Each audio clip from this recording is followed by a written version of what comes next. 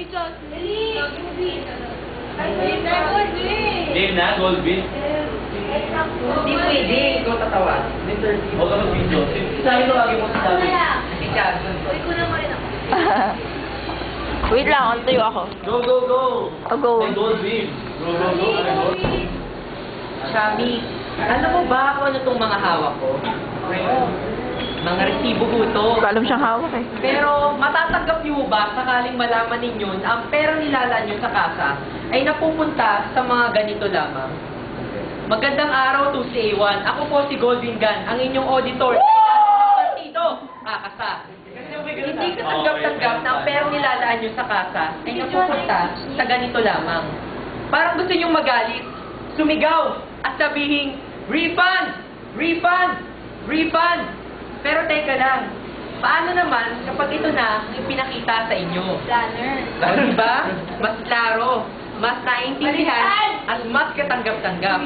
Dahil nararamdaman ninyo na ang bawat perang inilalaan niyo sa kasa ay iniingatan. Auditor. Auditor ang nagpapaalam sa inyo kung saan talaga napupunta ang mga pera sa kasa. Auditor din na naniniguro na ang bawat hazard officers ay nagtatrabaho. Kaya naman, I offer to you, FACMAN, Funds and Credentials Management Report. Ito ay isang regular CASA report na ipopost sa ating bulletin board at ipamimigay sa bawat klase. Nakasaad dito ang mga gastusin, liquidations, mga pera, project expenses. Hindi lamang yun. I-overlay na lang. Kung sino sa mga CASA officers ang tunay na nagtatrabaho. Dahil hindi naman natin nanaising iboto ang isang kandidato na sa una maraming sinasabi, pero sa bandang huli parang napipe at nawala ng silbi. Mahalaga ang tiwala ng bawat kasal. Kaya dapat lamang itong ingatan. Ang inyong tiwala katumbas sa akin ay ginto. At kay Goldwyn Gan, ang ginto ay iniingatan.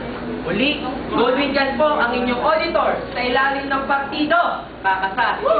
At ngayon naman, ang aking katuwang sa pagbabantay ng yaman ng kasa, China Gonzalez, ang inyong treasurer. O, baka yung style na ikaw na ako yung style na bubu. Style na Ito yung sinabi ko eh. Unfortunately, kasalukuyan pong kumukuha ng finals ngayon si China Gonzalez. Final. Oo, okay lang natin. Finals